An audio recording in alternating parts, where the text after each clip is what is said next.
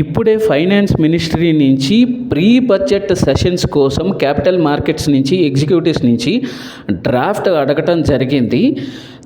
Pre budget sessions budget కంటే ముందల railway budget, మన ఫిజికల్ బడ్జెట్ రెండిటికి ముందల ఒక పెద్ద డిప్ తీసుకోవటం ఎప్పుడైనా ఒక మామూలు ఆనవాయితీగా జరుగుతుంది.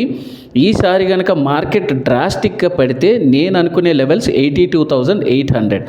ఈసారి ఏ సెక్టార్స్ మీద స్పెక్యులేషన్ జరుగుద్ది, రైల్వేసా, పబ్లిక్ బ్యాంక్స్ గురించా అన్నది మనం చూస్ చేసుకోవాలి. ఇన్వెస్టర్స్ కాషియస్గా ఉండండి, ఎందుకంటే హ్యూజ్ ప్రాఫిట్ బుకింగ్ ఎఫ్ఎండోలో అవుతుంది, మామూలు దానిలో కూడా అవుతుంది. ఒక సెక్టార్కి కన్వీనియన్స్. ఈసారి railway platforms upgradation, railway stations upgradations, రైల్వేస్కి మరింత బడ్జెట్ ఇచ్చే అవకాశాలు ఉన్నాయి. రైల్వే స్టాక్స్ అయితే వాచ్ చేయండి.